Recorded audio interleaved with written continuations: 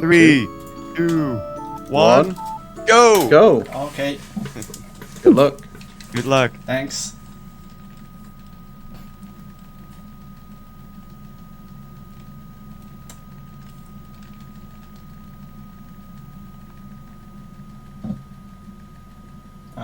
I'm not hearing anybody. Is that normal? We're just I don't think anyone's saying anything. Good. Hello. we're so focused on this really difficult opening level of Klonoa 2. Yep. So, Yes, the Sea of Tears. yeah, you might notice that very taxing.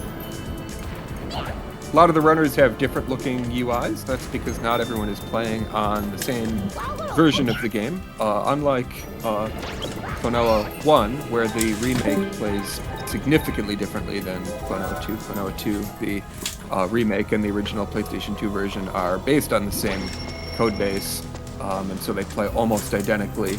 There are certainly differences in terms of UI, and there are differences in terms of the visuals, but the gameplay is so close to identical that they're considered comparable.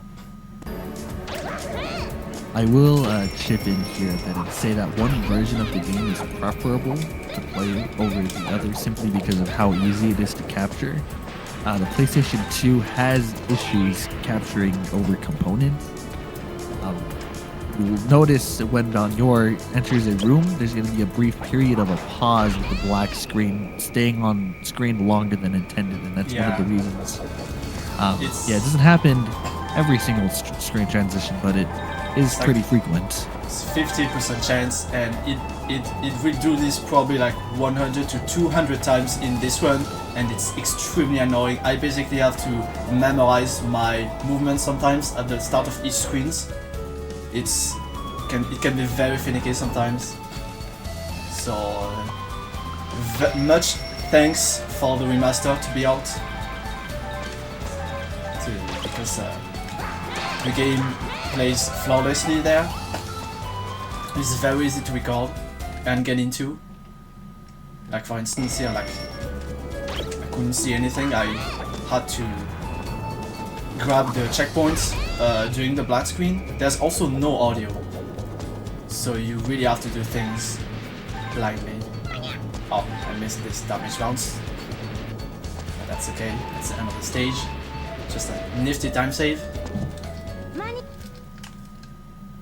Looks like everybody's out of out of Sea of Tears.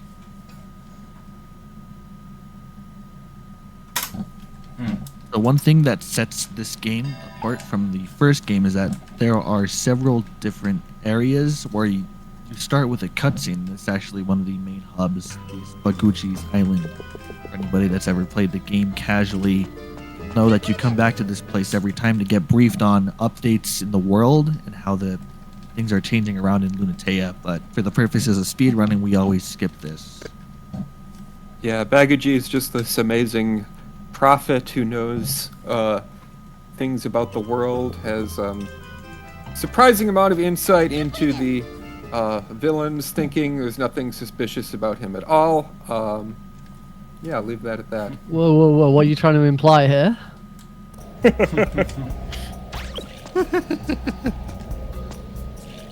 And whenever I've showcased this for a charity marathon, I always tell my host at points in the run, I'm going to say we are going back to Baguchi, and that's your point to jump in with messages, donations.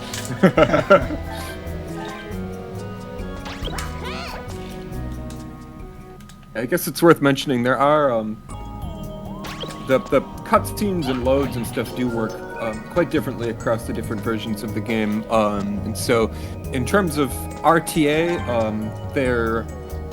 there is a time difference between versions, as well as across different PCs and everything, but because everyone's playing on the version that their personal best is and that the teams are balanced, it evens out. It's not going to give anyone an advantage, but it does unfortunately mean that the time that the runners finish their runs, that does not necessarily mean that the team is going to be ahead by that much.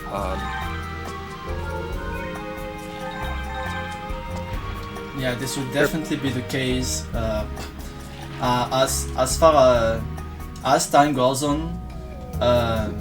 because the two other players, JJ Toro and Nick, are playing on the remasters, the game will, because of the game's significantly increased loads, they will slowly get further ahead than me. Even though it doesn't necessarily mean that they are faster gameplay wise, but they may be their game may load faster. So there's also And this that's to take the into thing. account. That's the thing with platforms, right? Klonoa 2 released on the PlayStation 2. To most games, don't have exactly the fastest loads compared to their other neighboring consoles, like Xbox. If you play this on a backwards compatible PS3, the loads are optimal for the original version. Yeah. However, when you play on PC, the loads are pretty instantaneous. And as was mentioned earlier about the real time, all of these estimates were gauged by that metric. However, when it comes to the actual speedrun, thankfully, the remaster for Fantasy Reverie series does include an in-game timer, which is used to regulate.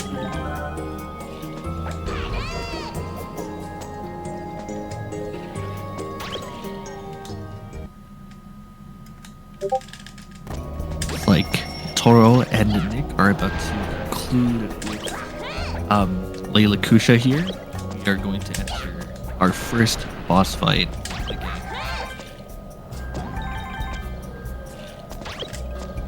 Bad RNG. Yeah, and the first boss can be quite impressive to watch when it goes well. Yeah. Okay, that There's was a- pretty first. Very prominent weak spot on the boss, and obviously we want to see the runners hit the weak spot just in very rapid succession, especially after the transition into the second phase. It's possible to do a 4-hit sequence at the start of the first phase, and I don't think I've ever seen anybody do it live. But as Valnior is about to enter the fight, maybe he'll be the one to take it. It's unlikely, honestly. I haven't been doing very well at this boss in practice, so I want to see if any of you guys are going to go for the frame trick to grab the moo while tossing one other move. You Never- skip a bit of never. the waiting. Never been able to land it. I'm How going about for Valnior it. landed earlier in this practice?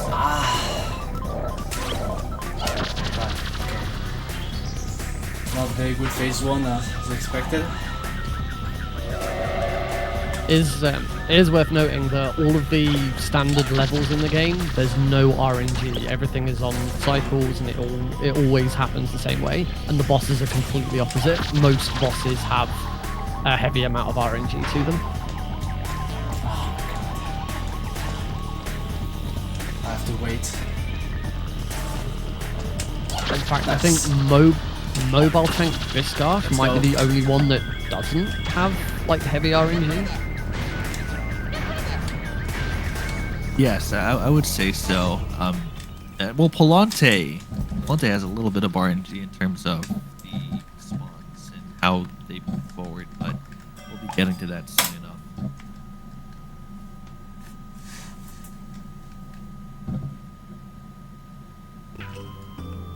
Interested to see what order. Yeah. Always interested to see what order everyone does stuff in. You get 2 opportunities in the game to pick which level you do first.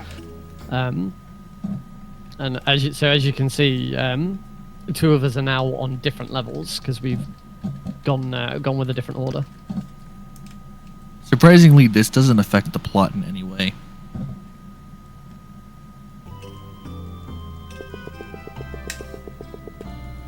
Now, after arriving at the fun park, the main antagonist's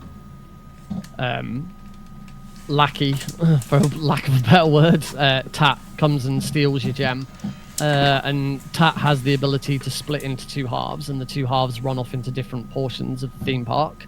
So it is your choice as to which version of Tat you run after first. It doesn't matter which one you run after first, the other one has got the orb.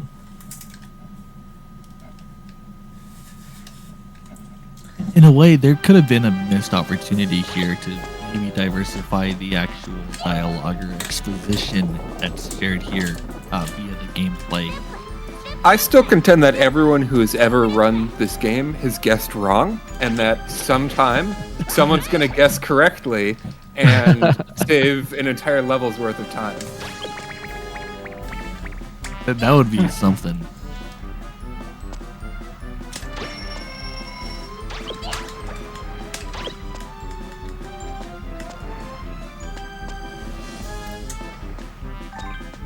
This is a bit of a minute detail, but you'll notice that Nick is currently playing with a Pac-Man head. His head. Right, so one neat thing about this Fantasy Reverie series, you actually have costumes playing the game, like the original where you're stuck with the default skin, right? I think the Reverie series released with 10 skins, but 2 of them are free while the other ones are part of a DLC that's $9.99 and other various storefronts where the game is available digitally. It's a neat little thing to play around with for those that end up buying the DLC, and a way for runners to spice up the look of their run by customizing the player.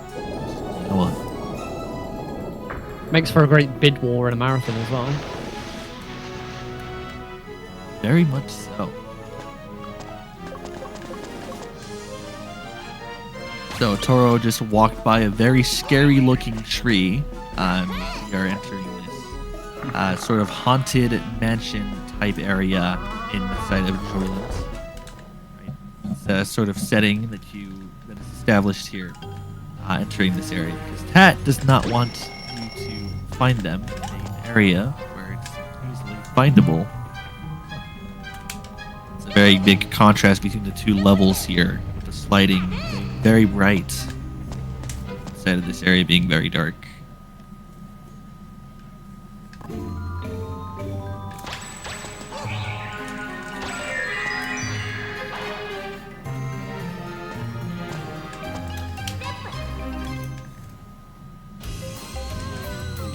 Looks like Nick just finished these sliding levels.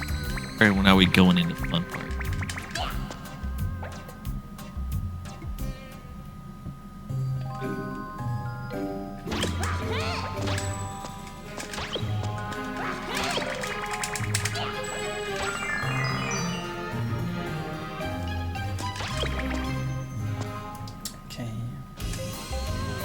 I'll bring attention to a strategy that was recently discovered for this remake, thanks to a branching discovery that I made on how certain elements in the background can still be manipulated during cutscenes. In the first game. We found out that you can save, I think, around 7 seconds of in-game time by manipulating the cutscene in the back here. I don't think anybody is going to actually go for this strategy, because it does spend 8 minutes of real time to set up.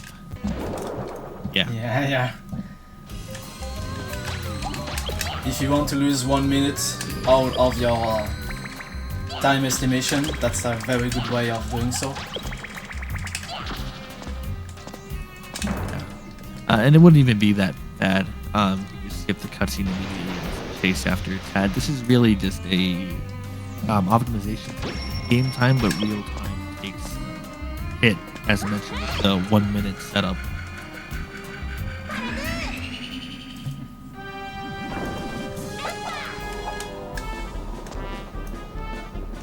It's definitely very funny to look at when you play use on it to actually save time on the remasters.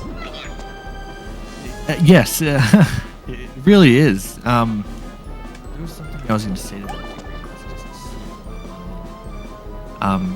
So effectively, you have the platforms in the background moving backwards and forwards, or I guess in an oscillating fashion, up and down. And that's effectively what Tad is standing on. It's what's being manipulated.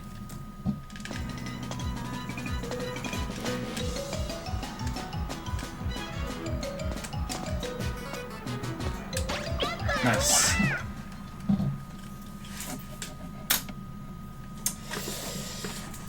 So far so good on my end. Trying to gauge who currently has a lead right now. There is a bit of a delay in the stream, but I think think it might be Nick.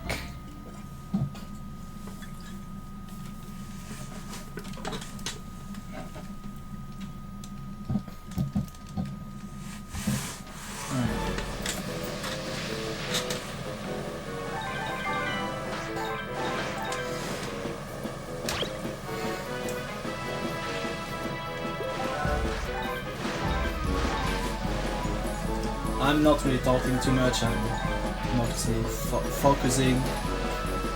Yes, I was gonna say most of us here in this Yeah. place are kind of focused. That's perfectly fine. You want to take the atmosphere here, enjoy the good music that this game, of course, has, which is on vinyl. Surprisingly, I didn't find this out until I want to say maybe a few months after Discovery correctly.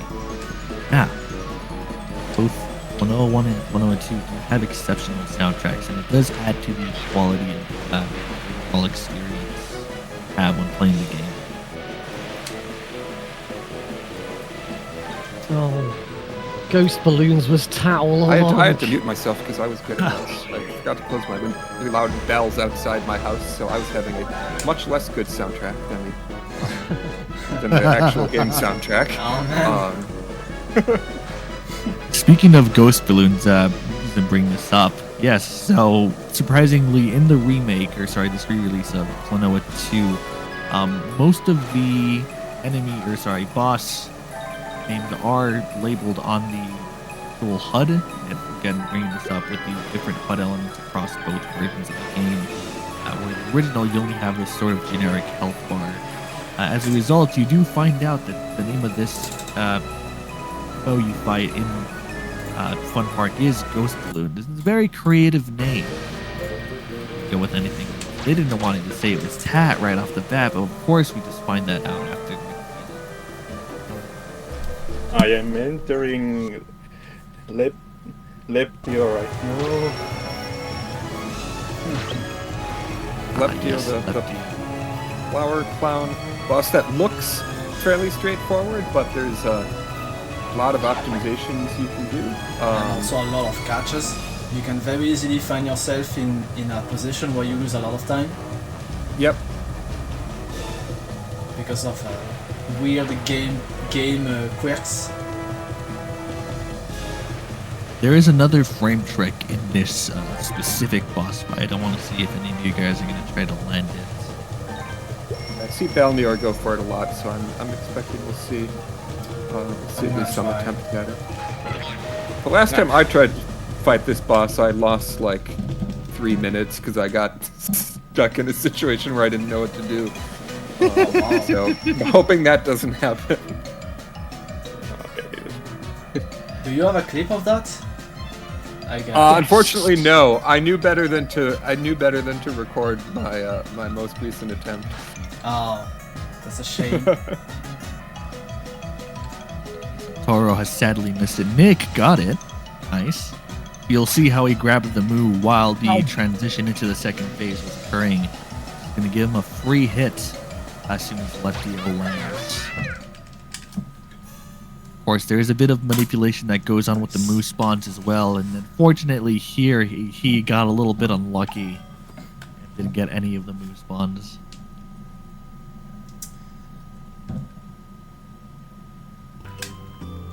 That's a bit of a time loss. This is a really silly little detail, but if you tap left and right when you're playing as Klonoa in the remake of Untitled Veil, he'll actually stay in place. That's what Nick was doing right now. It's a bit of an animation quirk, I'm guessing, when they were porting some of the things over, or maybe updating some of these models, which Klonoa does have an updated model in this game. Make original, or see him doing it now.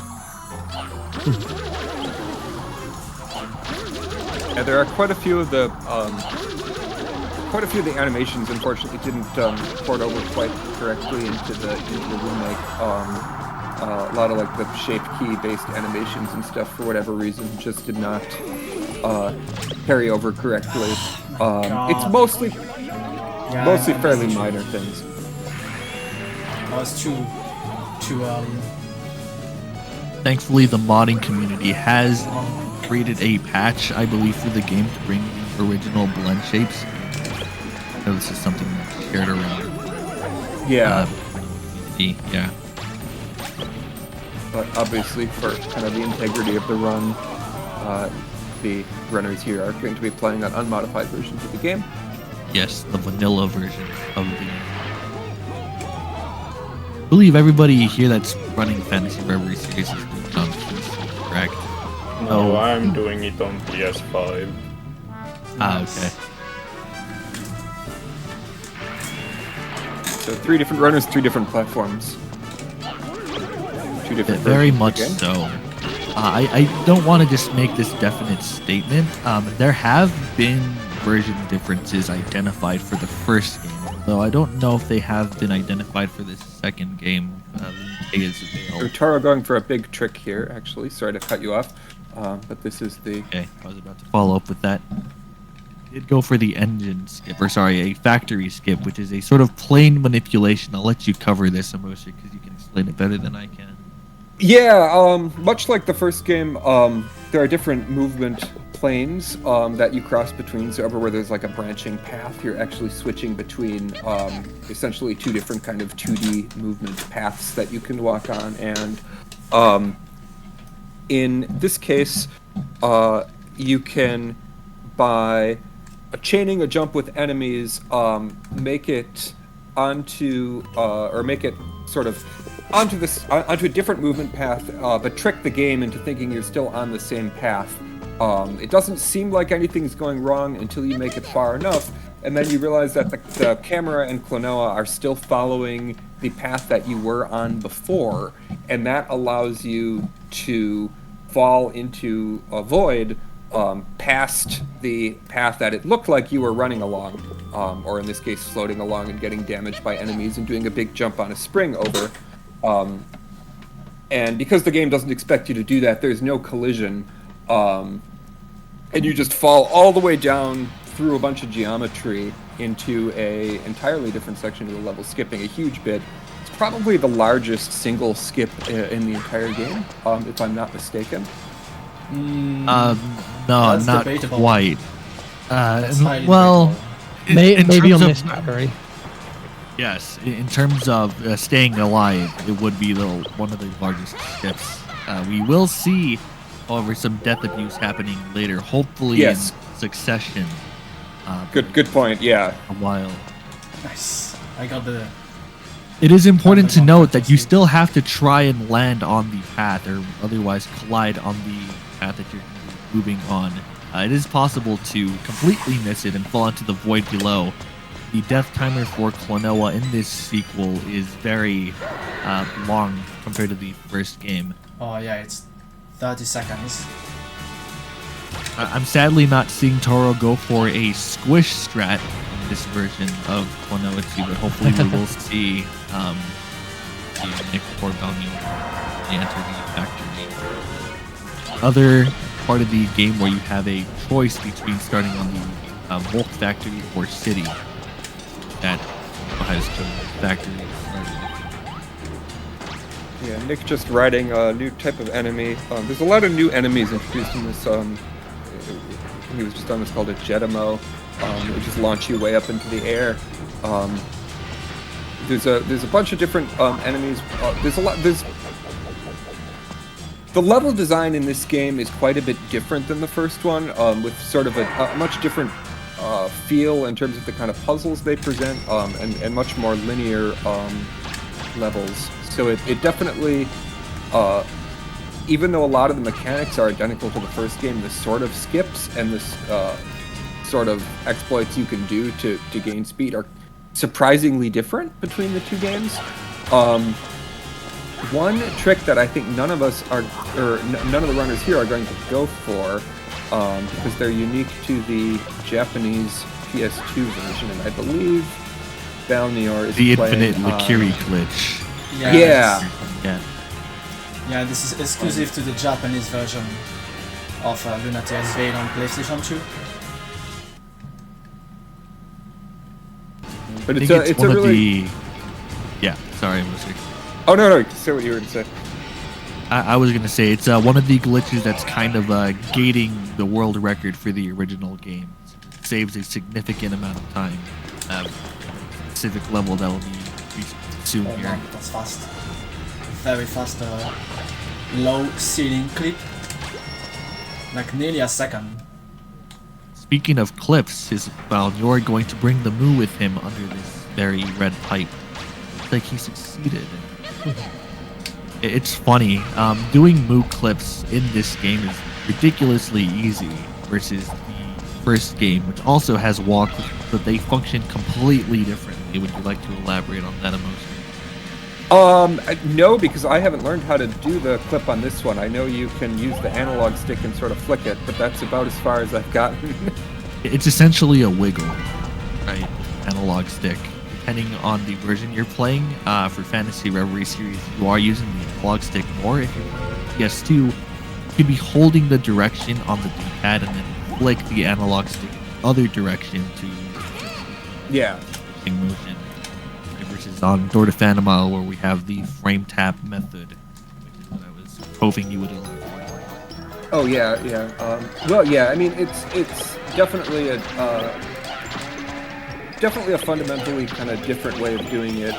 In the original game, yeah, it's Wow. just a question of. Sorry to interrupt you, but this was the perfect tat, the best tat I've ever gotten in my life. Wow. Oh, nice. Nice. Yeah, in the first game, essentially, you're just you're tricking the game into pushing you further out of bounds when it tries to push you in bounds by changing direction over the course of one frame. There is another type of clip we do that, weirdly enough, works exactly the same in both games. It just we haven't found any uses for it yet in this one, and that's the landing displacement, where if you change directions with a few other restrictions on it, but essentially as you're landing after jumping from one plane to another, which happens all the time, if you change directions one frame before you land, it will just cause Klonoa to get displaced by a small amount and can push you through essentially anything when you do Solid that. Yeah. And you can use it to clip through some walls in this game as well, but unfortunately, and this gets to what I said before about how the level design is surprisingly different between the two games. In the first game, that's useful in a whole bunch of places, even though you can clip through walls plenty of other ways. In this game, despite the fact that it's the only way to go through walls, we still have yet to find any uses for it. Yeah. I think the philosophy that they went for when making Klonoa 2 is just making everything very large, right? Or it's a much bigger game in comparison to the first one. And it really shows not only in the length, but of course, like in the level design, as you were alluding to here. Nothing is really compact and sort of thoughtfully created. It's mostly kind of creating this general overworld and having you explore it via this sort of straight path you're typically taking moving through the levels. However, that's of course going to be in contrast when we get to a level a little later in the game here, depending on who reaches it first. It's called Maze of Memories, which actually I believe takes a bit of note from the original first game's design.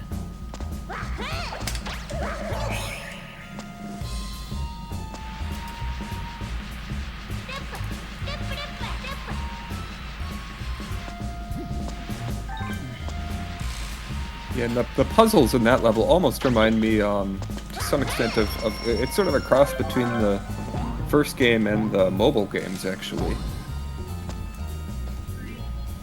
If I'm not mistaken, the Wonder Swan version of Klonoa, I mean, it being its own game, does take place in the museum, right? Or the also Yes, Moonlight Museum. that's correct.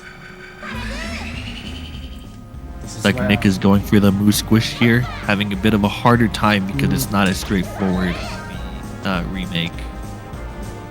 Yeah, it's much harder on the remasters. Oh, he got it. Nice. Yeah, it took a little bit of work, but yeah, it's still doable. to go ahead and refresh my stream because it is clear that Neil is a good 15 seconds ahead of me. Same, actually. Could be the chance that I'm also behind. It shouldn't be too bad of a delay, I'm hoping. I'm seeing that everybody is still in bulk, so that's good. Unfortunately, it's a bit, because it's being restreamed, we are all going to be several seconds behind, and by us all, I mean Neil and I are going to be. I nearly had a very, very big mistake. Like a very bad death. Oh, I saw it. I just saw it. Oh, no. I'm sorry, everyone. No, actually, as I was about to say, Neil and I, because we're not obviously not playing right now, we're not going to have, we're not going to be quite caught up on what's going on. So we are going to be behind whatever is actually happening for the runners. So we can't really comment on like the really dramatic things as they happen. We're just going to have to. That's more like part of our jobs. Yeah, but I guess for the sake of the audience watching right now, Yeah. they'll mostly be in line with what we're seeing. Yeah, of course. Oh. Didn't land on the train pipe.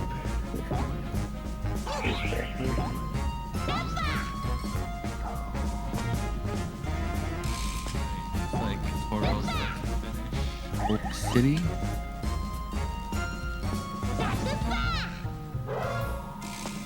There's a really silly thing you can do in just walking into the sort of pipe coming out of the top of the train there. Right there for a moment. Ah, yeah.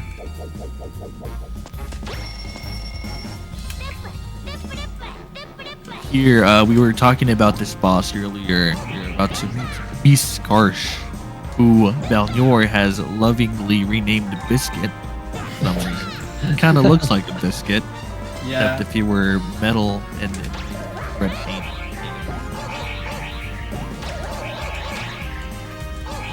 Disregard my splits.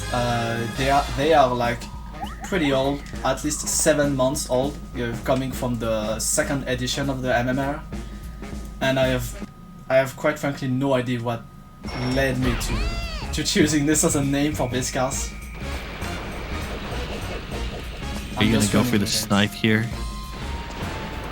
Okay, so let me elaborate on what I mean by that. There is a strat that you can do on this boss fight where you can actually snipe the top of Beast Karsh's head while falling down, and using the background so you don't have to wait for him to position right below you for a double jump. It's a little precise, but it does save, I believe, a total of 4 seconds or 5 seconds across the entire fight.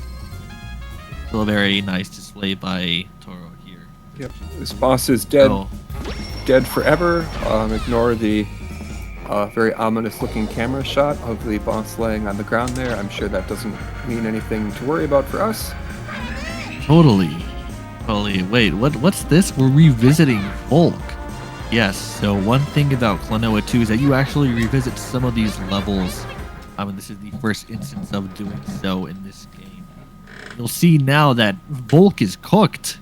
There is fire everywhere in this underground area, and who knows what's lying up in the surface. Yeah, and one of the when I was corrected about the biggest skip in the game not being the underground factory skip, what that alludes to is one of the levels coming up has not only is it a level we revisit, but it also has a lot of backtracking that you're expected to do, which is honestly sort of cool, having you go to the same level twice and then also have to backtrack through the whole thing multiple times. But fortunately, because we're speedrunners, we don't want to do that. And so yeah, we can skip essentially all of the backtracking. It's not easy, but it's possible, and with any luck, we will be able to skip all of the runners will be able to skip a lot of the backtracking that way. Like I said, that's gonna be a while before we get there. It'll be like another hour or so. And I missed the snipe. So this isn't a very boss fight to me, unfortunately. Oh, did you go for the snipe? Yeah. I missed the easy one. So I'm just gonna take it the safe way because I've had a lot of trouble with this boss fight as of recently, so I'm just gonna take it the safe way and we are done.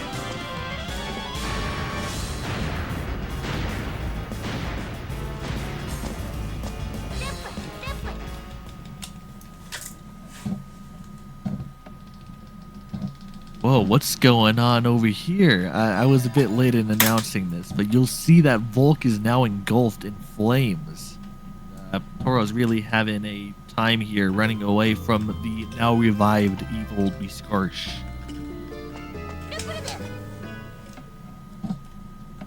Looks like Toro and Nick will be facing Biscarch here in a moment.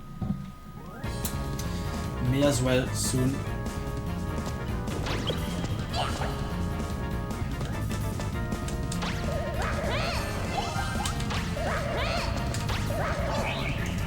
There's a bit of a silly thing to mention here. So if you touch the orange flames on the outside, it's an insta-kill. But if you touch the blue flames on the underground area, which you would think hotter, right? Because blue typically signifies a hotter flame. You only take 1 hit of damage. So there's a bit of inconsistent game logic here in this fast. You just gotta have to ask yourself why. Yeah, that was one of the things that genuinely confused me the first time I played this game.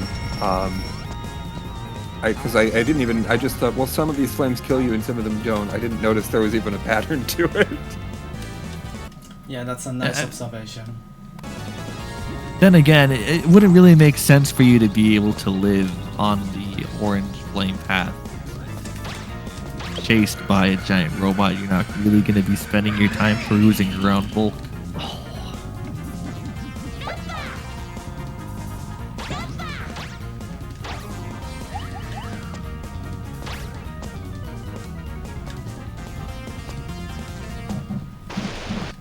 Got a neat point of difference here too. With the release of Fantasy Reverie series, you'll notice that a bunch of the colors in these levels are actually brighter and have more contrast versus the original game where they're a little more darker and dull, thanks to, well, A, the lower resolution and also lighting effects. If I remember correctly, it was something that the developers of Fantasy Reverie series, because there were 2 separate teams for each game, had a bit of trouble trying to affect.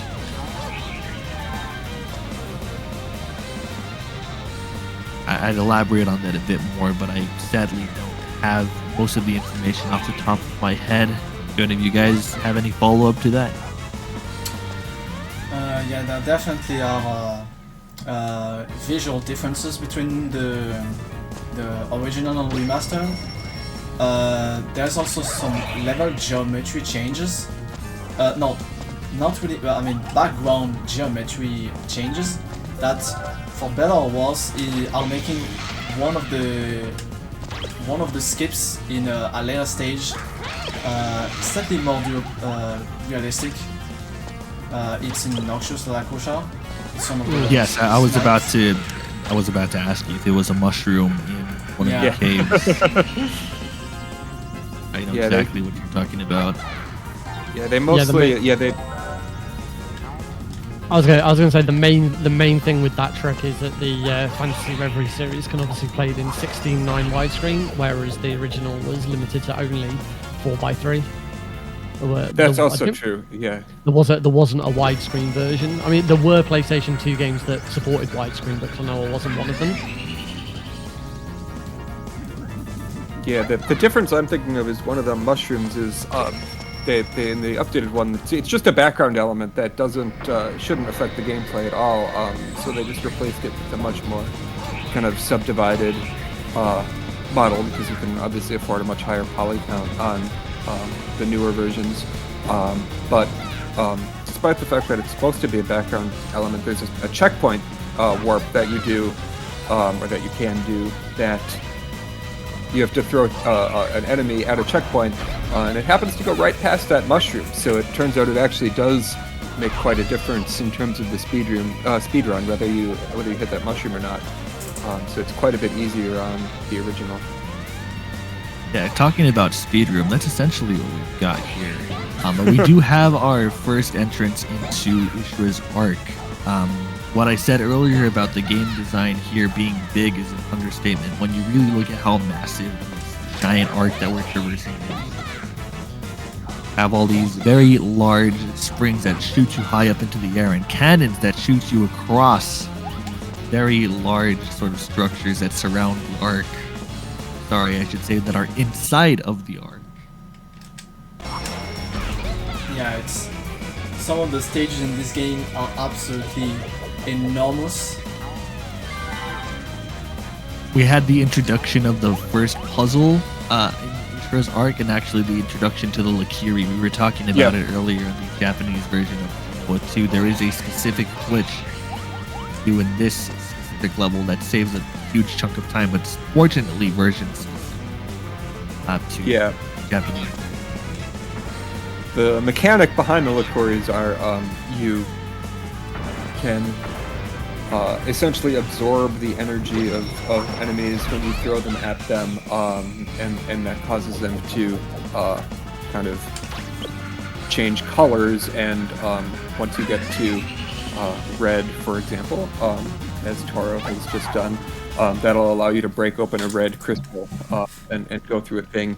The glitch in the Japanese version is with certain types of enemies, you can just grab a Lakuri and then just kind of wail on an enemy and just keep absorbing the same enemy over and over again to bypass the puzzles completely, which is as it doesn't consume the enemy, which is why it works. Yeah. So it turns out to be a pretty big time save. Well, the reason it also saves time is because it skips out on backtracking, right? Because you end up dying.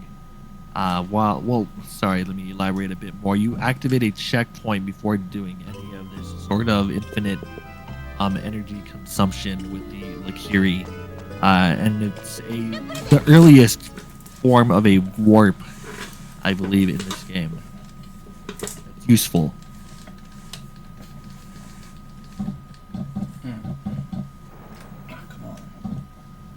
But yes, Ishra's Arc is one of the longer levels in Klonoa 2, and it'll be made even more apparent when we get to the later part of the run here. So there is the soundtrack that plays here as well. It's a pretty long track. I believe it's 6-7 minutes long, and it's just to really kind of drown out and get you sort of in the atmosphere that this level tries to.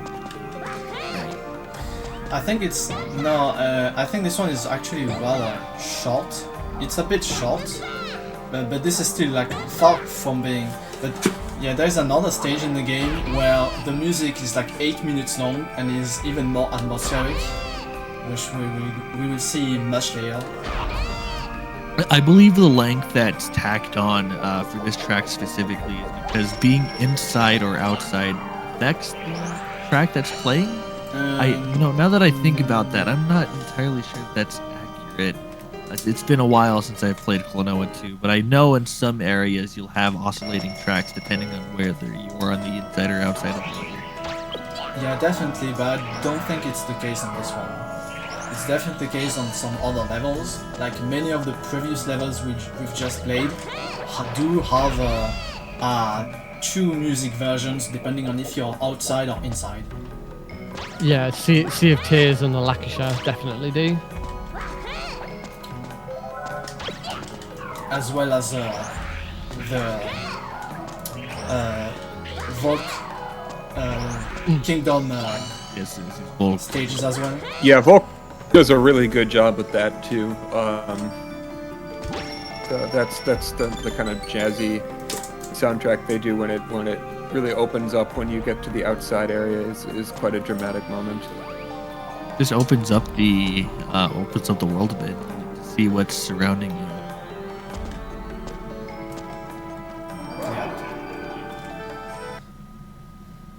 Yeah, it's an example of because the first game did that a lot as well, but this game really sort of perfects that. The first game does it just kind of to make you feel like you're inside or outside, but this game takes it a step further and sort of really kind of sells the arc of what you're doing, no pun intended, by having the music change depending on what you're doing.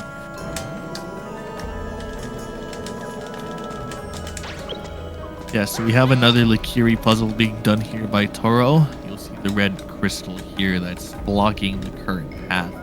You know, if there were ever any sort of option for a displacement usage, it would probably be in a situation like this.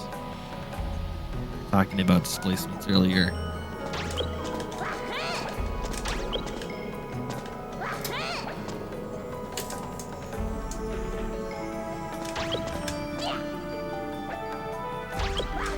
Right. And you know, fun fact, this is probably a bit of a weird tangent, but there was this sort of comment that we've been trying to analyze. One really quirk that can happen if you play this game on a backwards compatible PS3 that's emulated. There were 2 different versions of the backwards compatible PS3, or sorry, 4 variants with 2 different versions. A hardware backwards compatible, software backwards compatible, and the software actually ends up crashing in that first outer area that Toro had just passed by. Not really sure why. There's a video of it online somewhere. And, yeah, I think Balnor was also trying to do some research and leading to some sort of potential skip. You want to elaborate on that a bit? I'm not actually immediately sure what you're trying to talk about related to PlayStation 3 backwards compatibility. I'm afraid. I see. It was a while ago, so yeah. I think. Yeah. Yeah, I'm slightly out of the loop, unfortunately. But yeah, there has been skip IDs in this game, including one in this very stage. Yeah, you were recently doing some research for sort of like platform displacement with this door, right? Oh yeah. Not this one section exactly, but one of the later ones, which we will see very soon. I got the streams mixed up. Yeah, Toro and Nick are passing by the area. I think you're a little bit behind. Yeah, that's which is to be expected. But, yeah, that was really I was just saying, yeah, that was a really unfortunate discovery. We figured out how to fall down to a door. I think, well, when I said we were Balnor, I think figured it out. Yeah. If I'm not mistaken, how to unload a door. Yeah, go for it. Yeah. So there's a way to unload some of these key doors. We need a key to open them for. And there is one place in which, if we would be able to actually enter into the doorway without needing the key, would save us like a lot of time of skipping some backtracking. Unfortunately, even though we've discovered a trick to be able to enter doors a little bit earlier, I mean, because there's a section on the ground where you have to stand in and then press left in order to enter a door. And there's a trick that lets you enter doors outside of this ground area. It's actually very useful. It's basically a way to buffer enter doors. You press up, and then you press the side directions. That it's something I also learned like very recently. I was quite dumbfounded that I hadn't known about this game quirk before. But returning to the story point, we found a way to basically enter a door outside of its normal loading zone entrance radius, and we've also found a way to despawn one of the key doors. Unfortunately, even if you do all of this, it turns out that the game is really hard-coded into require you to unlock the door with the key in order to make the loading zone behind the door unloading. So this was was unfortunately really- a very dead skip. That was really quite a handful of an next. It really just goes Yeah. to show how kind Yeah. of deep we end up going for these sorts of discoveries. And it's not even just for Klonoa 2, it's specifically for the Klonoa series. Right? That's the one thing. We do find things for each of these games. Not very frequently, but when we do, we try to treat them with a lot of care so we can make sure that they actually end up being useful. So it's a really good kudos there to Velnor for all the work being put there despite it not leading to any sort of meaningful resolution. I wonder if it's also. I'm definitely not the only one as of recent time. You guys are also being very, very smart and helpful when it comes to finding some of these. So, I typically yeah. just find things when I'm streaming these games out of the blue and unexpectedly. You were going to say something, Emoser, I believe? Yeah, I was just Yeah. gonna say. I wonder if it's also possible that the that part of the problem with that failed door skip is that despawning the door also despawns the load trigger. I mean, all we know for sure, if I'm not mistaken, is that the load trigger is not present when you try to go through it, and it could be because of the missing key, but I wonder if it could also be because if the load trigger is just kind of attached to the door, and that when the door doesn't spawn and the load trigger doesn't either. That's a fair point. I didn't think of it that way, but it's all the more possible. But figuring out which case it is without looking at the game score is not impossible. Yeah. But yeah, definitely.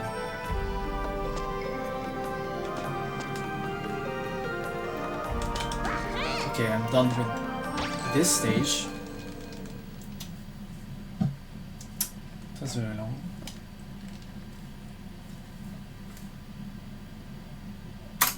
Somehow Kentaro. I didn't lose any time on that stage, even though I had some pretty slow mistakes. Looks like Toro still has. Nick and Toro are both here. in the. I believe it's the Masumira Mira, but correct me Yes, if this I'm is wrong about the name. Mira it Mira has, Mountains. one of the most polarizing parts of the soundtrack. Yep. I believe the soundtrack was focused on H4's Arc right now. I actually unmute the actual live stream to see what audio was playing because I was going to make a point about that. We are getting into Stepping Wind now, I believe. Check that again. Absolutely. Yes. This is the song, the ultimate meme song. Yeah, there seems to be a lot of contention as to whether or not people actually end up liking this track. I myself actually really quite like it, although there are some other individuals that end up playing these games that don't really quite fancy them too much. Maybe it's the fact that Klonoa is singing the song with his very sort of voice, right? And it's Very sort of high-pitched annoying to voice. them. Yeah, Yes, definitely. but I just find it very endearing. I do too as well. Like, I usually don't like very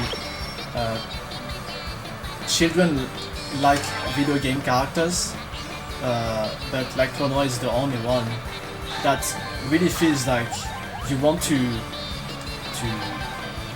take care of him as a child. You want him to be your baby, your child. Very youthful at heart, Yes. honestly. Yeah, It's sort of exactly. idea that's present in most games now where everybody has to be so mature, right? Or like everything has to be so gritty. It's like, what happened to the simpler times, right? Where you could just be a kid, right? And just enjoy these games for what they were. Really, this sort of Where did- idea is captured well in Klonoa. Yes, sorry. Where did those misfit mascots all go? Well, they'll be showcased here. And again, for the audience that's watching, Klonoa isn't the only game this can run. Definitely stick around. We got some good things happening today.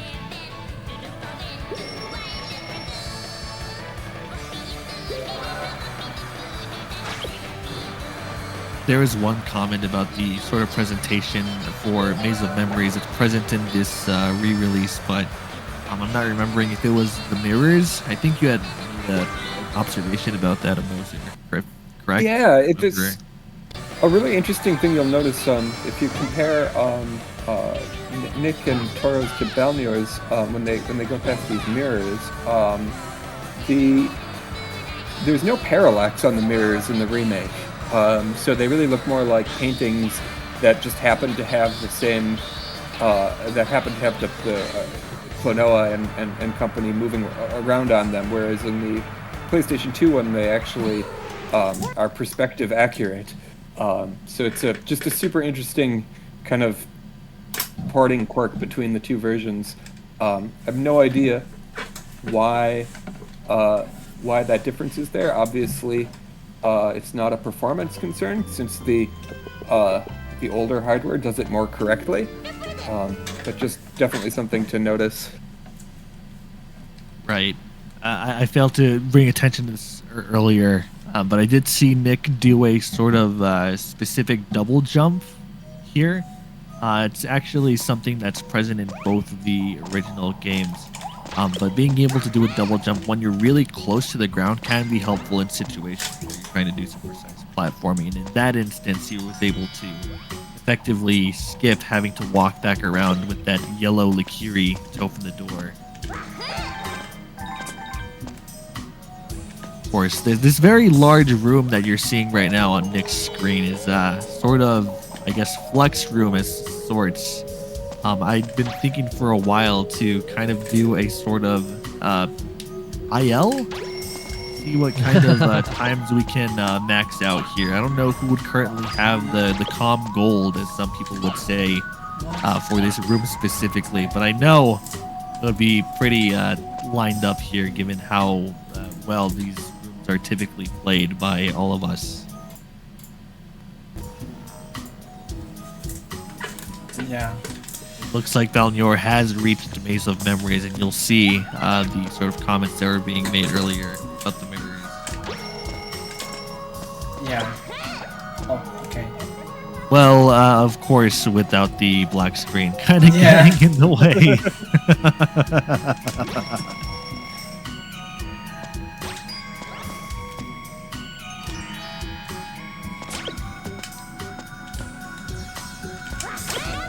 Nice.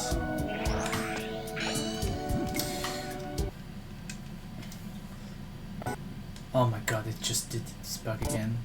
Can it just stop? Okay.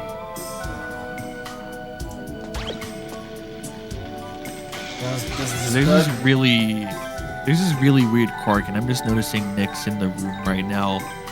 Entering this room and jumping on the very first frame that you actually get control of Klonoa again makes you do a double jump. I'm only really guessing this is the case because he doesn't actually end up lining with the geometry for a very brief period of time. It's almost like he's walking on air.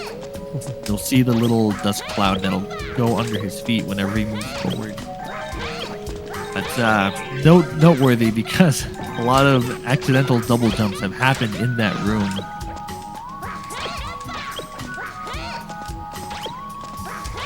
You also see the flex room here again with Balnior. See the differences between the original and the remake. Though effectively the same room, they are somewhat different in presentation.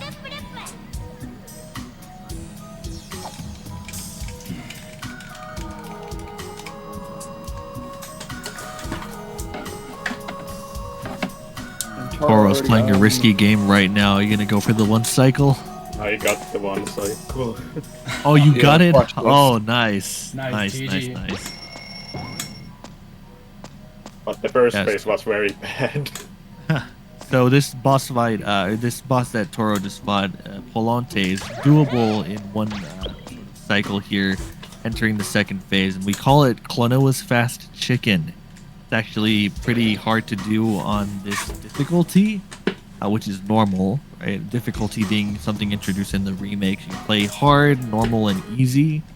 Easy being, of course, the easiest way to do this fight, because you only need to land 3 of the moves that spawn out of him. instead of the full 5 that are normally required. Missing it is actually a pretty big time loss, but it's not the end of the world, assuming you're not going against a super optimized time, which is really the case for most people that end up picking up this game for the first time. Yeah, this boss is the bane of top speedrunners, including Gilito. It's just the second phase to get the 1 cycle is extremely difficult and random, and sometimes there's absolutely nothing you can do to salvage some of the cycles sometimes. Yeah, Nick? I just got it. You'll see me do it as well. Awesome. That's a lot Yeah, of chicken.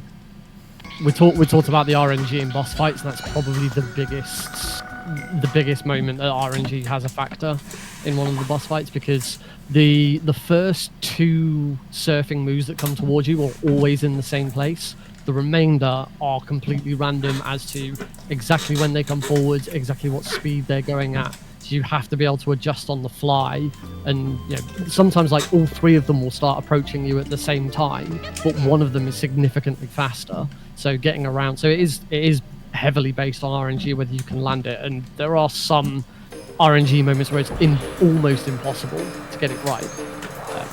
But yeah, just practice doing that fight over and over, and dealing with the different approaches that you get, and eventually you'll get there. God. Now, looks like 2 of you guys are in Noxious Layla Kusha. We're going to be seeing, hopefully, first Death War here. We were talking about earlier, if you read. Nice, he hit the clock in the background, so now he's going to be walking back out here and jumping into what would look like a giant lake of grape soda. Of course, not grape soda. Use your imagination, and it's literally anything. I would hope nobody's drinking a grape soda at these hours. Of course, we're all just scattered about, so times are completely different areas of the world. Blue fire in this game, relatively harmless, but purple water, instant death. Yeah. That was a very nice big spring jump right there to skip the Aumgaum. That's what those giant worm things are called. You were saying something, Nick? Bounty gets a version-specific trick in Noxious Layla, which is the despawning of the first red gem. Yeah, I remember. That's exclusive to support. Oh, it might be. Yeah, I got the first cycle Polonte fight as well. Wow, we guys are so all 3 of us. lucky. 3 for 3, yeah. That is Nice. not common That to is see. nuts. You grabbed that 4th move off camera too. That was pretty Yeah. impressive. That was. I wasn't sure if it was gonna hit it, but thankfully it did. It did grab. It's very clutch. Don't remember if the pendulum manipulation is exclusive to original, but I know you can hug the right side of the wall. Yeah, Essentially it's toss very towards easy. it. Very easy on console or PS2, but it's almost impossible on the remasters. So that's unfortunate time loss. I've never been able to land it on the remaster. Yeah, it's really not supposed to be this hard. You only wait on the wall for like 5 seconds or something like that, and then you just throw and it just connects every single time. So this Might just be something to do with like floating point values or some sort of like collision detection just working differently on the original game. It is worth noting that these re-releases of Klonoa were made in Unity, of course, which is a more modern game engine. I can't imagine if Namco had a custom engine for making Klonoa games, as is typically the case with any sort of game that ends up being released by their publishers. They'll have some sort of dedicated software engine specifically driving, the logic. So now that I kind of think about it, a lot of the games released during this time in PlayStation 2 were handled by renderware. I don't know if Klonoa had any affiliation with that as well.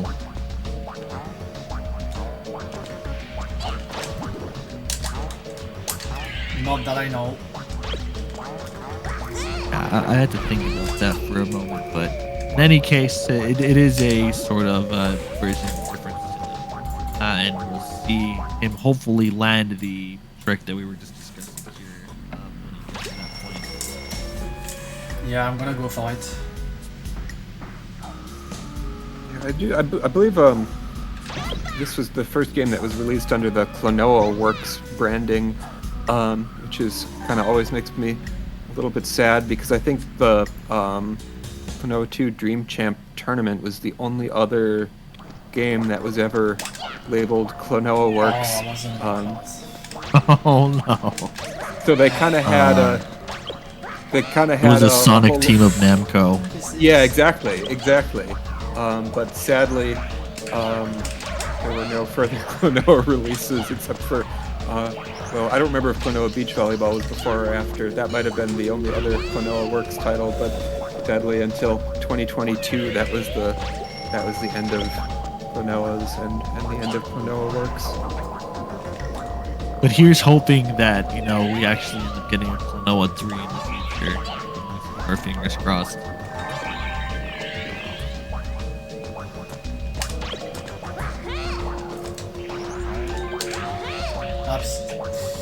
Yeah, I mean, given there was supposed to be a Klonoa anime movie at some point, there must be some ideas possible to make a third game. Yeah, I forgot about that, but yeah, that came very close to being a real thing. I just noticed something. Did the liqueur you had in your hand just stay on that little bounce pad, Balnor? Yeah, that's a bug.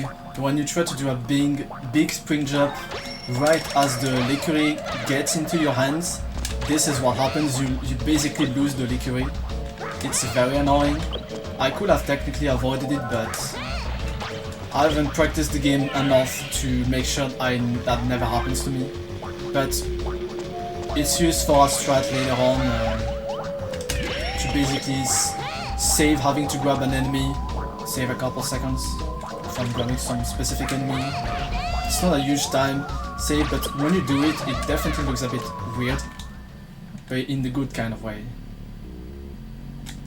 Right, and it really goes to show that, despite the liqueur being one of the main puzzle components for Klonoa 2, they are very bugged. There are a bunch of random sort of things that can happen with the liqueur. Of course, possibly opening the door to potential sort of tricks that we haven't maybe discovered yet. That was Balnor doing the pendulum strat that we were talking about just a while ago. Very well done. Yeah, liqueurs are pretty glitchy.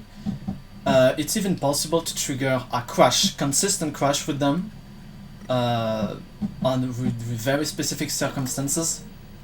And don't get crashes in this game are very few and far between. It's basically compared to the first game, which has a lot more crashes, this game only has 3 crashes, and their causes are all known and consistent, and there are no other crashes that we are aware of. It's pretty interesting information. Usually with game you always have many different crash possibilities, but it's really not the case with this one. It's fairly robust. You might be thinking to yourself, what significance is knowing about crashes? Playing sort of speed run, and you'd be surprised. Especially, I'm gonna bring an example in from the first Klonoa game. There is a boss called Gelgbolm that can crash in a very specific version of the game, depending on how you approach the boss. And if you do a double jump on Moser, would you like to explain this? I think you know this better than I do. Yeah, and sorry for the brief audio hiccup. I'm hoping you can all still hear me. I just got too excited and knocked my microphone over. Just talking about Gelgbolm and the do that to camera crash. Yeah. Right to you. There's a nice glitch in the original game where if you double jump and get damaged during the double jump, it'll interrupt the double jump animation, but you won't lose the enemy, so you get this nice height boost. For some reason, on the NAM collection version of the game, in that boss, if you try that trick or happen to trigger it unintentionally, the game just immediately crashes, and no one knows why. Right, but this crash is significant because we're typically not saving the game at any point during the run. So knowing about these sorts of crashes and how to avoid them is certainly helpful on these situations. But of course, for Klonoa 2's sake, given how these are somewhat inconsistent and require very specific circumstances, it's very unlikely that any sort of, regular speedrunner of the game would just come across them unless you get really unlucky. Yeah, it's completely unlikely. It's barely imaginable that you can trigger any of these specific crashes. So thankfully, we don't have to worry about that with this game. But if you're playing the first game, that is a completely different story. Especially if you're playing on the fastest version. Yeah, very much so.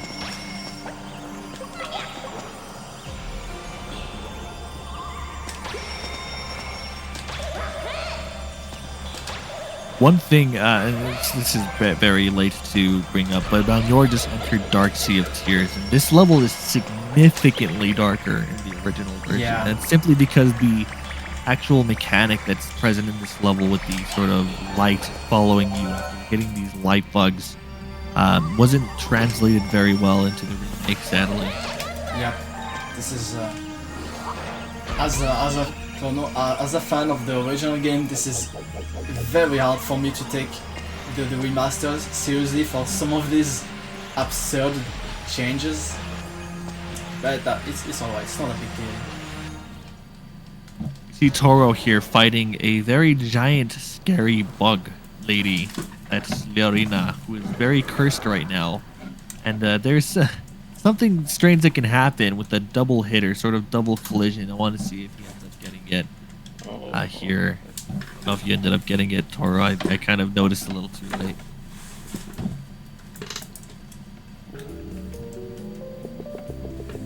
Yeah, so we've just entered this second phase.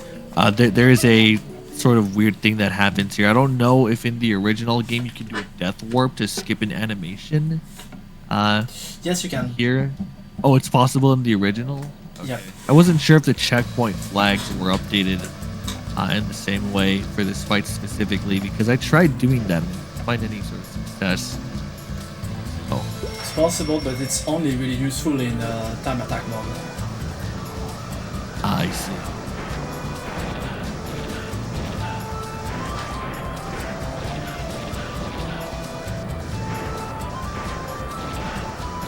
Alright, looks like Nick is ready to fight Leorina here soon too. See if he has luck getting the double hit strat. Unlikely. It almost just seems to happen at random, which of course is another sort of thing that influences these bosses' RNG.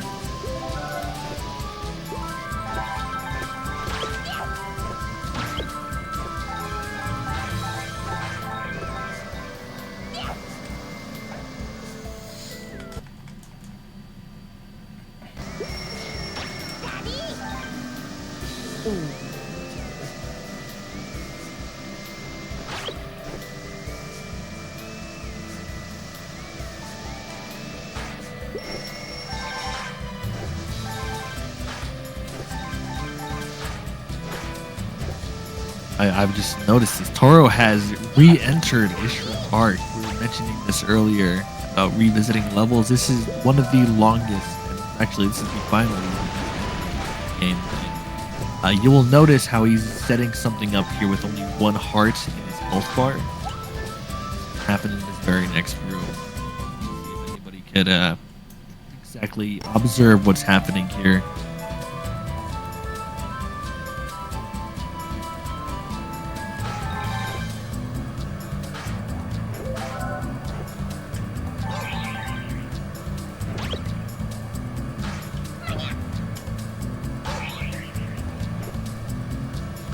Oh no, he died! But wait, he tossed the boomy into that little I guess, egg there inside of the engine. He just completely warped back to the start of the level. And that, my friends, is one of 3 of the most crucial skips at top level for this. Yeah. Yeah, you have to time that very specifically so that it does trigger the backtracking that you're supposed to do, but does warp you back to the checkpoint that you got. That way you can be right there and skip the whole backtracking section. If you're slightly too early or too late, it just won't work, and you'll end up dying for no reason, which turns what should be a huge time save into a massive time loss. Right.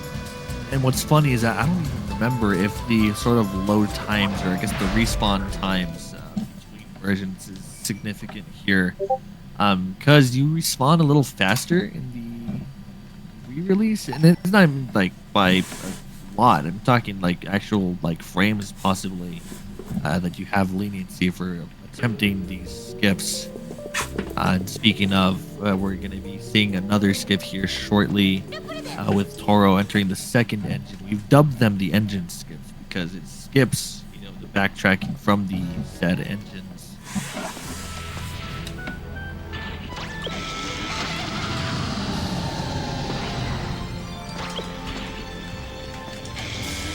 Yeah, so in the first visit to the level, we were activating the engines, which are those weird egg structures, which is such interesting visual design in this game, by the way. But these weird egg structures, we were using the liqueurs, which, like I said, they kind of consume energy, and we were throwing those in to power up these generators, and now we're throwing in these exploding enemies called boomies in order to shut them back down. Yeah.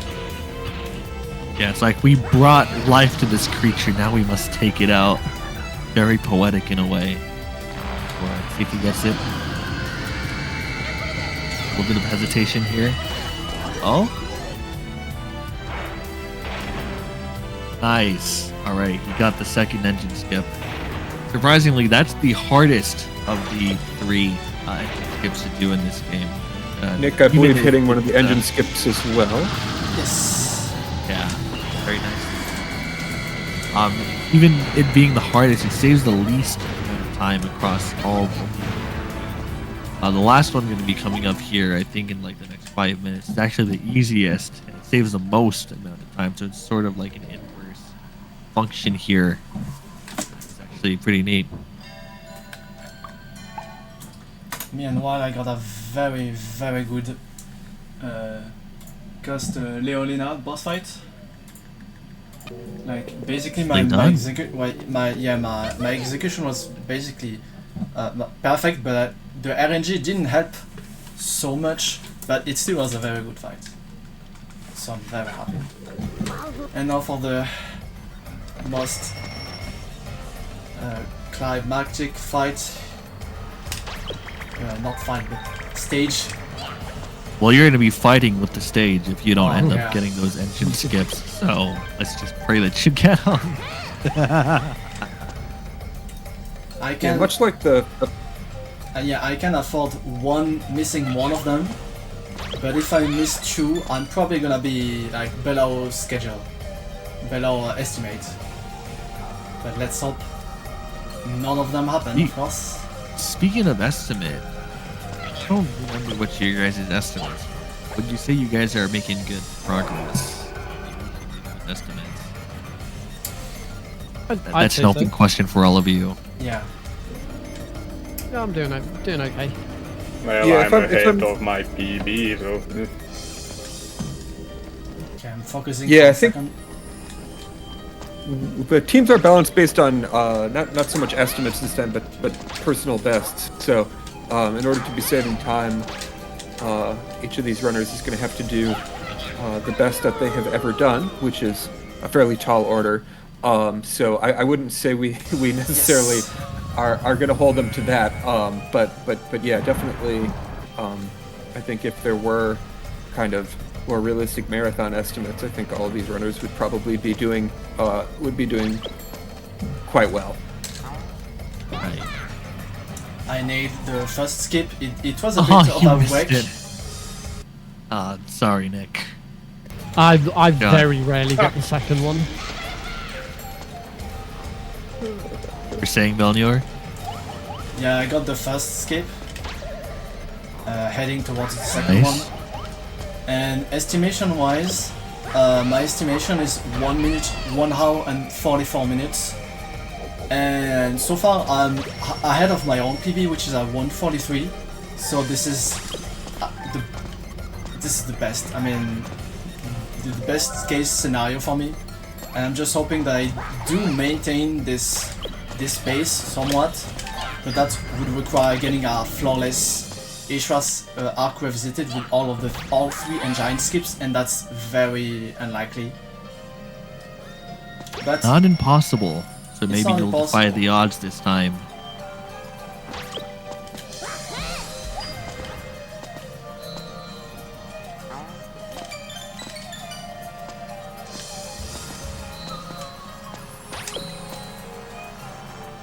You know, I'm just kind of thinking here too. So there's going to be so many games played for this, obviously varying in difficulties. I think Klonoa is one of those games where it's, at least when going against a PB, you're typically looking at tops at 2 to 3 minutes first game, depending on how you play. And here, I would say it's probably like somewhere around 4 to 5, given how much longer the actual game is. Well, I've not seen this sort of manipulation before, Toro, with the here. Right.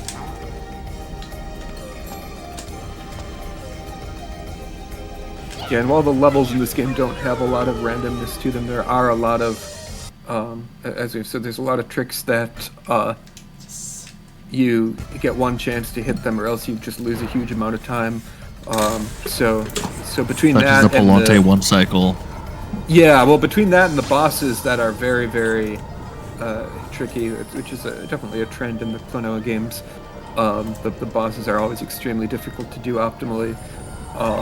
There's a lot of opportunities over this roughly 2-hour run to lose time. But Yeah, also a lot of opportunities to save time, I guess, based on previous. I Are am you ahead staying on still on entering Kingdom of Sorrow. Nice. You got all 3 engine skips. Let's Yeah, go. but I got unnecessary dates in few spots, so it's losing time still. well, I got the second one. It was pretty stressful. That I nailed it, and now it's the grand finale. What's probably for me the hardest one to do, the third engine skips.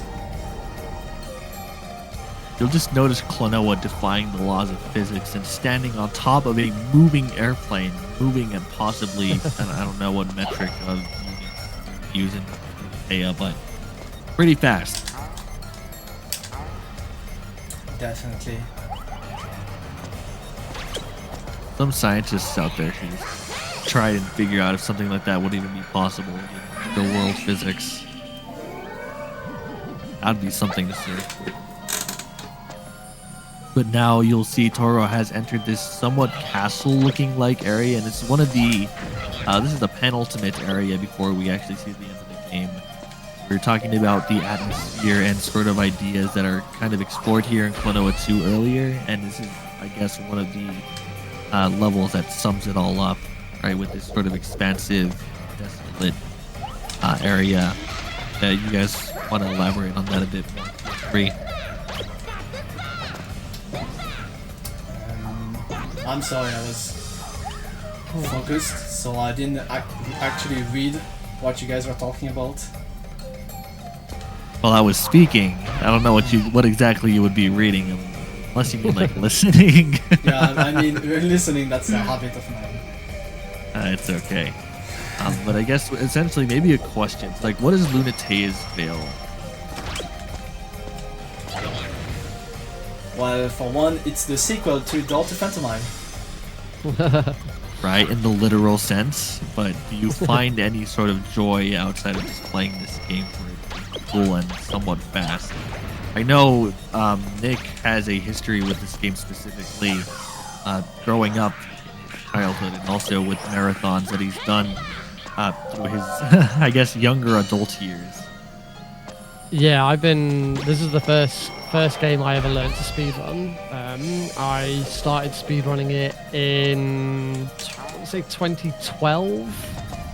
And throughout my entire speedrunning career up until about 3 years ago, it was always, I'd speedrun for a week after GDQ, because I'm like, yeah, I'm going to be a speedrunner, I'm going to do it. I do it for a week, get bored, and then stop. And it wasn't until I got into the Metal Gear series that I actually became a proper dedicated speedrunner. But for me, Klonoa is one of my childhood favorite games. If anyone who had a PlayStation 2, you'll remember that when you got your PlayStation 2, you got a demo disc with it.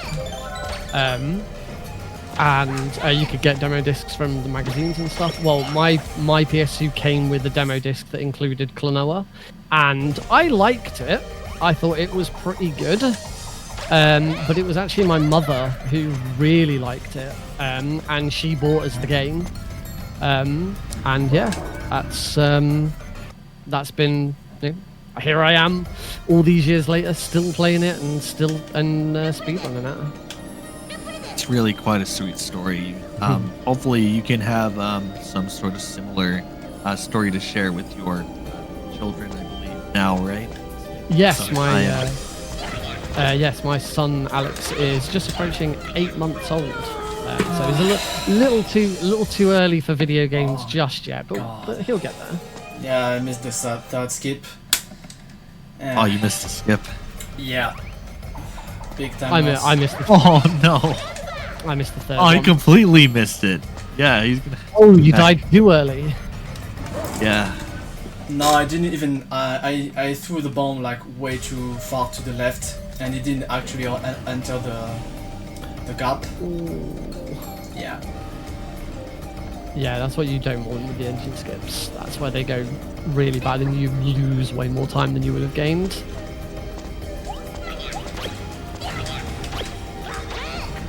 Okay, well, I'm gonna have to do it the normal way. Oh, no, I can't do it the normal way. Oh, this is bad. Right, so we had a bit of an elaboration here for Lunatea, specifically from Elnor, who would have taken a more literal approach in describing this game. I can elaborate a bit on it myself. I surprisingly didn't play Klonoa 2 until, I guess, this past summer of 2022. Okay, and it was my first time playing this game. I'm sorry for cutting your conversation, but I, like, yeah, this is going definitely the worst mistake in this one. I think I'm not even gonna go for the skip because I'm losing too much time, and it just doesn't want to work, unfortunately. That really sucks. Yeah, I just noticed. I saw you seeing this stream now. Yeah, but I was saying I didn't actually end up playing Klonoa until the release of Fantasy Reverie series. I played it. I think I want to say not too long after I finished playing the first game, which was really the sort of point that I wanted to get the collection for. I have a much softer spot for Klonoa 1 than I have. That's simply because I have a history with the game, as does a Moser. Yeah, Klonoa 2 was just one of those games I didn't actually end up playing until way later. But even still, I did enjoy the experience, and I do like the message that ended up getting sent across with the game itself.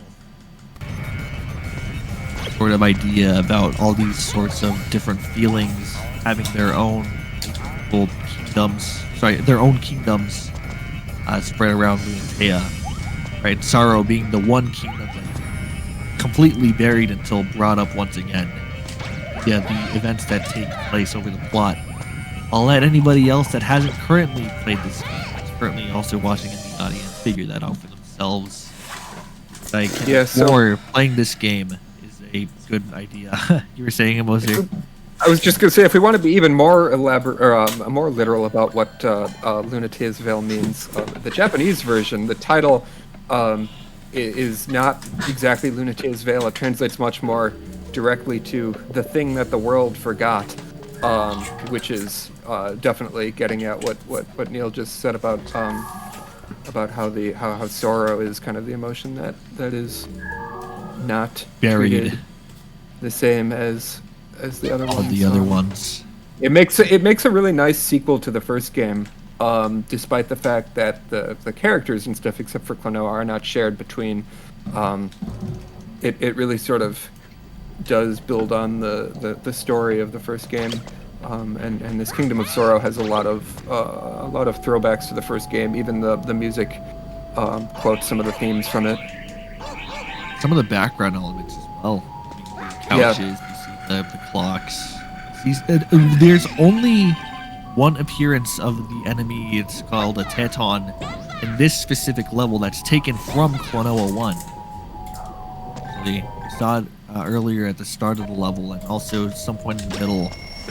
But yeah, it's just another sort of nod at the first game in Klonoa 2. Okay, I finished Kingdom of Sorrow. So you're now on the end stretch here, the final stretch before we get to the Kingdom of Sorrow.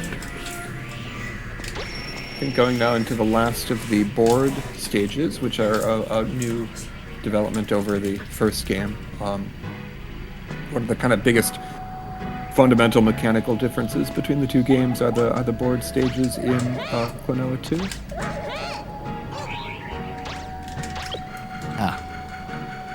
Final one you'll be doing in literally any category you'll be playing for this game. It's not exactly hectic, but you can see, well, the presentation certainly would dictate otherwise. You see a bunch of these like sort of rocket cocoon-like things in the background, and these water effects also play in the background. And these board stages are not easy, especially since trying to go as fast as possible, we're just accelerating the whole way through. And you can see not made any easier by the thin platforms.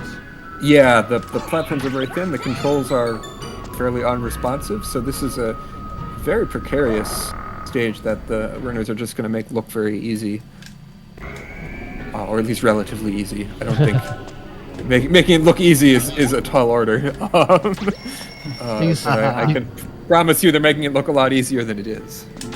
These final two levels, Kingdom of Sorrow and The Forgotten Path, they're very, very good at making you use and utilize all of the skills that you picked up during the game. You know, Kingdom of Sorrow throws some interesting platforming at you. It throws some cool puzzles. You know, the quarry makes another appearance, and it really sort of tests what you've been doing. And Forgotten Path is kind of the same. The first two board levels are not difficult at all. Jungle Slider and Mountains of Mirror are actually very, very easy and very simple levels. There's a little bit of skill required for MTC of Tears, but the Forgotten Path kind of challenges the player and says, you remember when you were playing those board levels, were you actually paying attention and trying to do them well? Because if you were just goofing around in them, you're going to struggle with this one.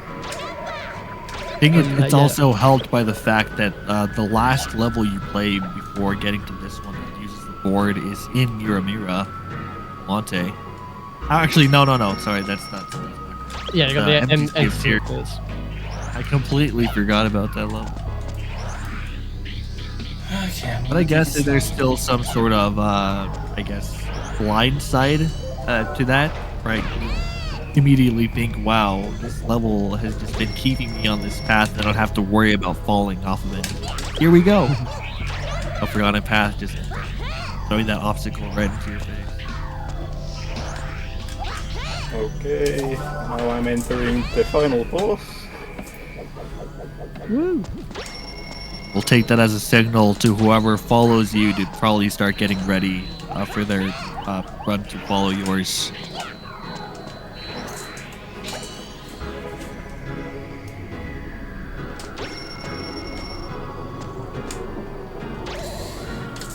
I know on my PB I have a lot of time to save on the Kingdom of Sorrow, and I have effectively cleaned up my big mistake on that stage. So it's still possible for me to not be in the red, to still be within estimate. If the rest, assuming of course, if the rest of the run goes well. But once you're past the arc revisited with its crazy, risky and giant skips, you can still take a sight of relief because the hardest part is done. Yeah. Is it a little hectic floating over that giant empty void below you and not just like falling, dying? That'd be pretty silly, wouldn't it? Yeah. Yeah, Taro's getting very close to done with his run. I don't Wrapped see up the runner anywhere. Yeah, we're hoping the next person is able to be here because they're going to need to start their run very, very soon. Yeah. Talking like literal minutes here. Depending on how this goes. One health on the last part, not the most fun.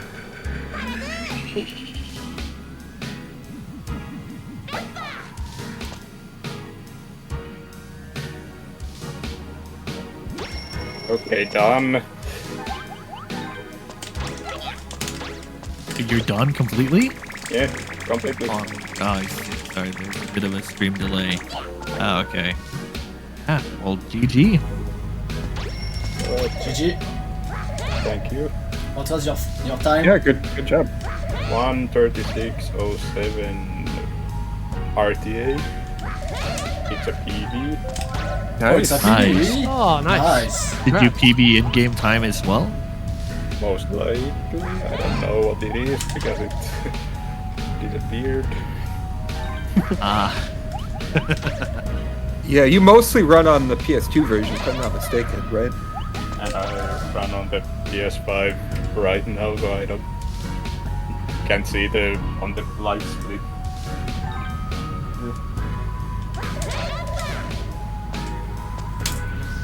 I'll let the credits roll. Let that be downtime that hopefully Burrow ends up showing up. Meantime, Nick is already on Forgotten Path.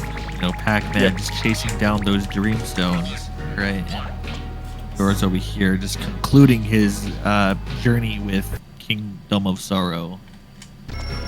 Okay, they are online, it seems like, right now. Again, the different hardware, different game versions and stuff, so the final times aren't necessarily going to be comparable between the runners. But these are all very good runs.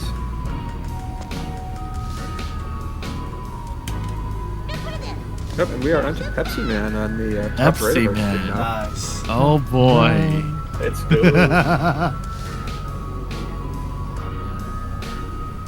I'm not going to be drinking a Pepsi right now myself. It's still pretty early, but I would totally crack one open if you got one lying around and it's, maybe the middle of the day for you. Totally not sponsored, by the way.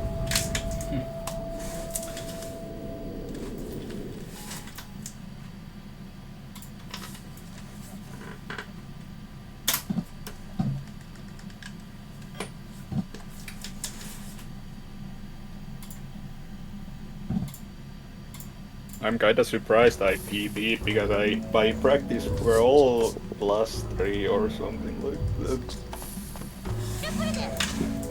That's Hey, the man, way a to win do is it, a I win. think. I mean, getting a PB during a marathon or a relay is pretty impressive. Yeah.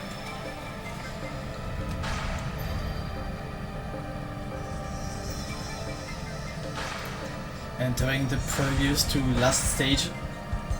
Boarding stage. Hopefully I don't die at the end.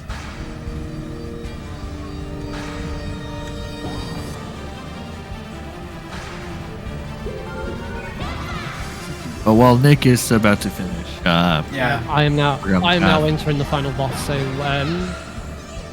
Team Schlurple's Pepsi Man runner should be getting ready. Yeah, and the commentary will probably shift to those players as well. Nobody in the other room right now. Oh, really? Yeah, I'm looking at Discord right now. That's strange. It's all live, quick say stuff. Yeah, Hey, good point. GDQ, if you're watching, put Klonoa 2 in the marathon. You've never done it. Yeah. Please, please. Fun fact, Klonoa 1, both the Fantasy Reverie series version and the original PlayStation version have both featured in GDQ. Fantasy Reverie version was in last summer's GDQ. I was on the commentary couch for it. It was run by Mr. Shasta. To this day, Klonoa 2 has never been in a GDQ event. Okay, the IGT is 1:12:50. Nice. Very good one. Some new people in the one voice channel. Yeah. Hello, new people. 43 seconds. IGT PB.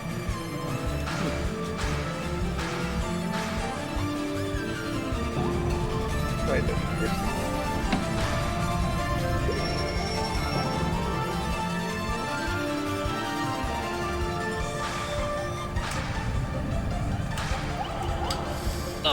Yeah, I died in a very stupid way, but my screen, like, the stage is Yeah, fairly the screen dark. glitch again. No, yeah, but my game screen is a bit dark and it's difficult to see the paths. And I thought I was about to enter to fall off, so I jumped, but then I got myself into a unsurvival position, so yeah. I think Nick should be finishing up or finished up with his run. Assuming I don't die, I should be finishing in the next couple of seconds. My phase 2 of King of Sorrow has not gone great. Ooh. One more hit. Time. GG. GG. 1:19:12 for me. Sorry, that's IGT. RTA 1:42:16. Okay, I assume that I need to start, so 3, 2, 1, go. Oh boy, Yeah. we have an ad for Oh, shampoo. man. That's Soap. Oh, it's a Gillette commercial. Wow. Okay. Okay. I didn't know they were sponsoring us. Anyway. Okay, warning for Jonathan. Because I'm on the final boss and I will, in about a minute, will end the run.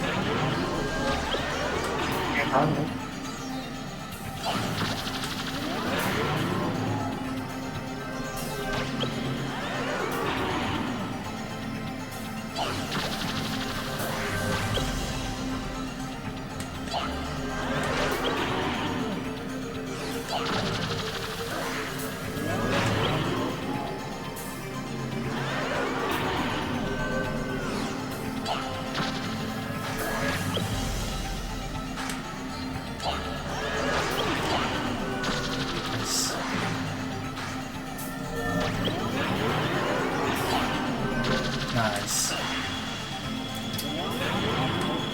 Yeah, sadly I'm not gonna make it up to the estimate.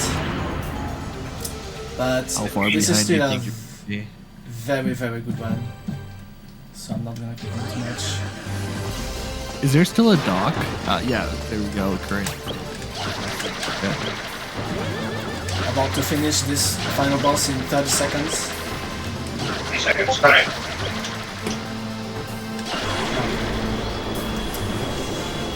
Final phase and maybe 30 seconds a bit inaccurate, it's like, yeah, what, 15 seconds?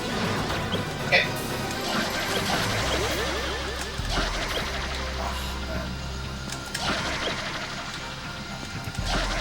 Okay, 3, 2, 1, go. Sorry, GG. that was a bit, GG. Nice. thanks. Okay, well, 144.32, well, that's roughly the time. Maybe like if I retime it, I'm gonna get like 144.20 something because I split late the final boss. Just a minute below my PB and about 30 seconds below estimate, but yeah, I'm very happy with this. It's absolutely not a bad run at all, and yeah.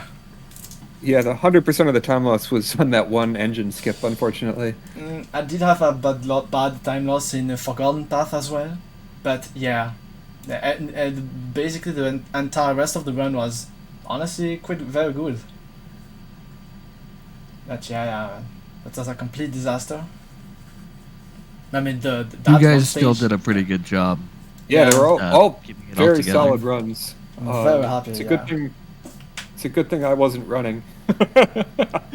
Yeah, because those are 3 very, very strong runs. I can catch up with the rest now. Oh, I mean, Yeah, you're doing good. we'll let Pepsi Man get to it. Yeah. Good luck. Thank you, guys. Thank you, Good luck. GG. Good luck, folks. Yeah, good luck, everybody. Yeah.